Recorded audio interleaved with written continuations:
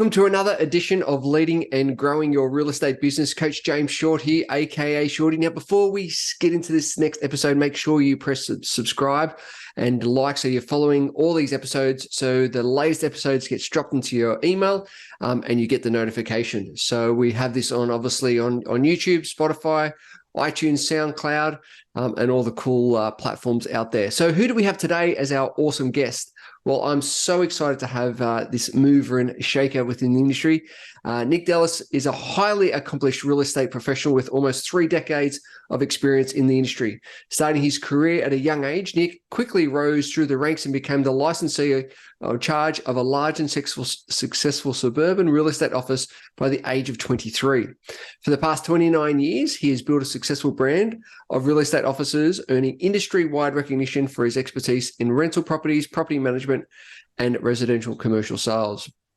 In addition to his own successful brand, Nick has served as head of growth business and franchise at Taylor Nicholas Group, significantly increasing their network of company-owned businesses and franchises in New South Wales and along the East Coast.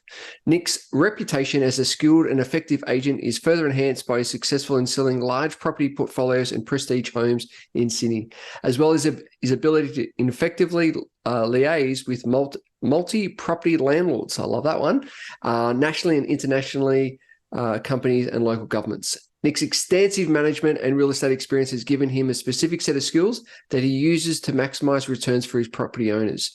He employs a number of proven strategies, including efficient time management, conflict resolution, and clear communication between all parties, which I'm looking forward to unpacking that shortly. With a can-do attitude and a natural ability to build solid relationships with both staff and clients, Nick is a highly effective leader who is able to manage large teams of staff with a variety of project settings. His business name is Real Property Co., and I'm so privileged and honored to have him on the show today. Nick, mate, thanks for joining us. Nice to be here and see you again. It's been a while.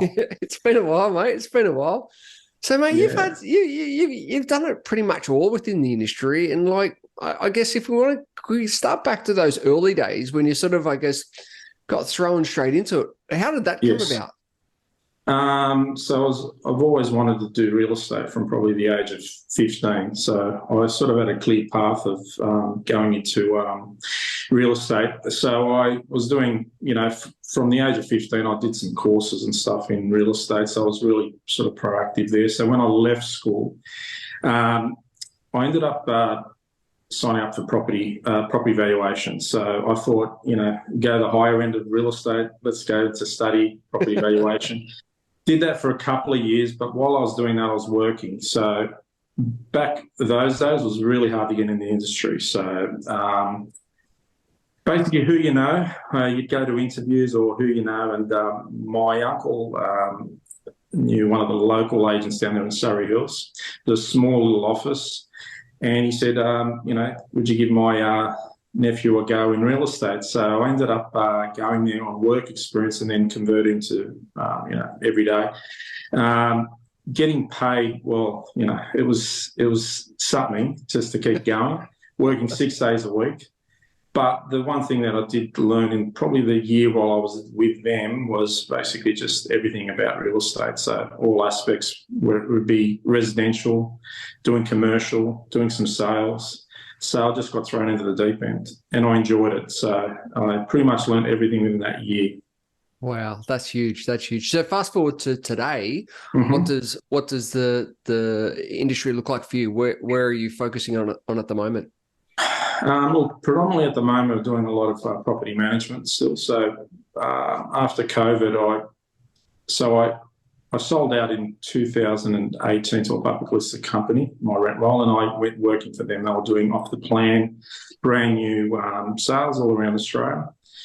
And during that time, obviously the market shifted as well, whereas, we had that banking inquiry and all that. So it sort of started to drop off in property, especially in the sales of, off the plan. So I decided to get back into it, got back my rent roll, and then I started again in 2019, and then COVID hit. So In saying that, for me, COVID was probably a blessing because property management back then it was starting to become a little bit tougher, and everyone didn't know what to do, especially with the rents and vacancies and stuff. But I sort of started to get a lot more property management. So I had a lot of old clients ringing me saying, what do we do? And I predominantly built up my business by about 30 to 40% during COVID. So Wow. on the property management part anyway. Yeah. That's phenomenal. Which was good, yeah. That's a huge testament, though, to you and having those relationships over the period of time, and having being a trusted source of information, trusted source of knowledge, and that expertise. And you would have seen over these years within the industry, like from when you first started to now, a massive shift, change, not in how properties is dealt, but also people coming through, the mindsets, the work ethic, all those types of ethoses that are coming through. What are you noticing now as the biggest change from now compared to when you started, do you think? Look, there's a lot more sort of legislation and stuff that plays a part, and a lot more expected, obviously, in property management. So, and that comes down to also, even though it's easier with the tools that we've got, there's a lot more involved. So I think time management and stuff like that is key. Even though it was key back then, I think it's now become very crucial, especially within property management and sales as well. But I think time management is where and there's a lot of burnout at the moment in that property management industry. So finding, people now to fill in, and you'll see a lot of principals and a lot of owners, and finding it really hard to find, staff. So I think if anyone's getting into the game or they're in the game, it's just a matter of just sort of getting that right, and obviously utilising, all the tools and that we've got. A lot of people have got the tools, but they don't utilise them correctly. So true. It's like having all the different subscription to all the different software platforms, but you don't use any of it to get your best return. Yeah, well, I was the same. I was subscribing to everything, but probably using it 30% of the time. So it's about focusing on getting it right, and then property management can be a burnout. I think a lot of property managers that I've spoken to, and people that have worked have went through that burnout during COVID. So now it's sort of about just working smarter, really, and that's probably the main thing, especially in that industry. Same with sales as well. Like you got to do the fundamental things correctly, but obviously with technology and that, utilize that correctly, and you're going to have an ideal. I think going back to an ideal week to an ideal day, you've got to plan for it, and it starts from the morning. So first thing in the morning, you've got to plan for it to have a good day. And so where do you see then the industry moving over this, I guess, the near future for, like, just say even 6 to 12 months? Do you think more legislation is going to be coming through? Do you see any big changes being made within the industry? Look, in property management, I think a lot of legislation has come through. I think now it's just about fine-tuning that. I don't know if I'm not sure what else they can sort of bring through. There are a lot of things there put in place, both with tenants and landlords.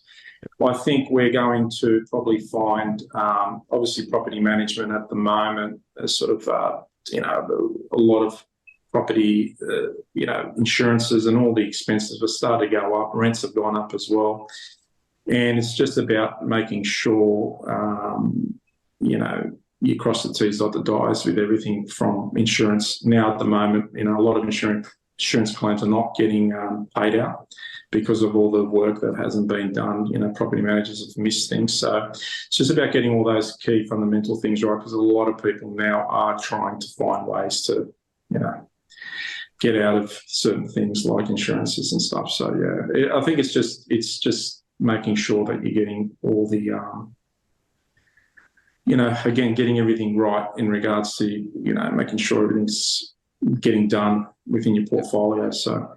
Yeah, totally. And you mentioned a couple of different things around that, and obviously dealing with a lot of clientele from, different locations.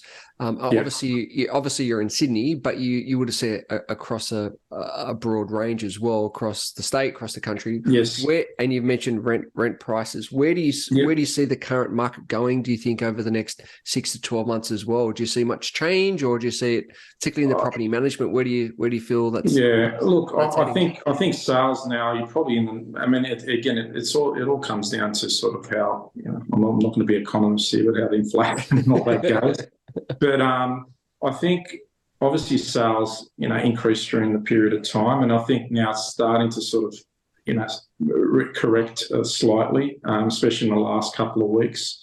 And obviously with interest rate, potentially going up and stuff like that, I'd see that sort of starting to sort of slow down. Rentals have already taken a massive increase the last 18 months. Not necessarily everywhere, but the key areas, I think, wherever COVID obviously hit hardest, they've corrected. So anywhere in the city, metro and all that, the rents have increased dramatically. I see them increasing slightly more because I just see that demand's there, both for sales and for rentals. So I don't see a drop, but I see a slight correction. So that's both sales and rentals. Yeah, fantastic. Now, you mentioned a little bit more. We'd like to sort of get under the hood and what makes Nick tick. You mentioned a bit before around your time management, around having the ideal week, having the ideal day, and starting that in the morning. Yes. And you also mentioned a bit about burnout. How do you manage your own personal mindset so you don't go down that path? What are some of the things that you do to I guess, work on your own mindset so you don't have that impact of burnout? Again, it starts in the morning. I think the key is the morning. If you get your morning right, you get your day right. So for me, I get up at about 4:30 in the morning. I go for my walk. I sort of have that 1 hour of my, time for me. So I do all that first. I sort of plan my day then, and then obviously kick into it.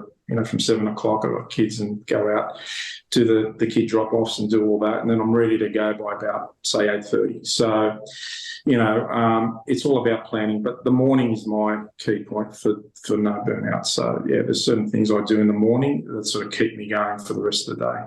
Yeah, love it. And what about goal setting? Do you set goals? How do you go about setting goals? What's your definitely set goals. I'm always setting goals. I'm always correcting goals if they're not going in the right direction. It's like a train. It's like a track. If it starts going off, you sort of just correct it and bring it back on track. So definitely setting goals. If you don't have goals to set, then you don't really have a direction to go. So definitely goals. Not necessarily always. It's still not bad to actually correct your goals if they're not going in the right direction, or if there's something that pops up. But definitely goal setting is a very important part in anything when you're doing any sort of form of work, but especially in real estate. Yeah, fantastic. Now we do a little 60-second quiz, bit of a hot questions firing away. Sure. You ready to go? Yeah, no. Well, let's go. What's your favorite movie? That's a good one. Been asked favorite movie. Probably all the Rocky movies, actually. Yeah, love it. Maybe Rocky 4. Rocky 4. Okay, cool. Yeah. What about your favorite food? Probably looking at me there, probably pasta. So, favorite holiday destination. Favorite holiday destination. I wouldn't mind the Greek islands. Beautiful. You mentioned about your morning routine. Do you have an evening routine? Wind down by 9 o'clock. So, start 4, wind down by 9, finish up by about 10:30. Yeah, nice. And do you have a most embarrassing moment? Most embarrassing moment? Anytime maybe I get the mic or something like that in recent times when I've had maybe a couple. Probably they're my most embarrassing moments, when you sort of let loose a bit. Love it. Now, if you could choose 5 inspirational people to have dinner with, who would they be? They could be dead or alive. Warren Buffett, Donald Trump, Russell Crowe, because I'm a South Sydney supporter. Who else would there be? Probably Gary Kerlier, who's KW. I went to see him earlier in the year down in America. So he's someone that I'd really like to have around the table. And I actually used to like, and this is corny, but Paul Keating. Yeah. I used to love his humour. So I reckon he'd be good. Yeah, As fantastic. a politician. Biggest regret? Do you have any regrets? No, not really. I mean, everything's happened for a reason, so I don't really sort of have any regrets myself, no. Yeah, great. Now, if you were Prime Minister for the day, what's one thing that you'd change? I was going to say the Bob Hawke thing back in 1983. One thing that I'd change, I suppose, the homeless people there. Try to assist them. I think they're in need, and I think there's always a way. There's a lot of institutions that are sort of out there helping, but I think the government could do a little bit more. Yeah, fantastic. And do you have a best piece of advice? Just be yourself. Yeah, nice. Always be yourself. Yeah, be true to yourself. And so, what's coming up for the future? What do you got on the cards? What are you working on? Any cool projects over the next? Sort of just So I've got real property car, and I've also got real commercial. So we've got two parts of the business. So we're really sort of going to grow that commercial part of the business. So that's probably our main focus in the next 12 months. Yeah, nice. And how can the listeners reach out if they want to follow your journey or get in contact? What's the best possible? Well, I'm pretty much on most of the socials, so Instagram, TikTok as well. So yeah, look out. Taken to TikTok. So, and obviously, if you look up Real Property Co, you'll find me there. So definitely more than happy to assist. Awesome. And any inquiries. Love it. Fantastic. Yeah, so guys, check it out, Real Property Co. Nick, really appreciate your time, mate. It's always nice to catch up and have a chat. And thanks for all your words of wisdom today. No worries, James. Nice to have me on.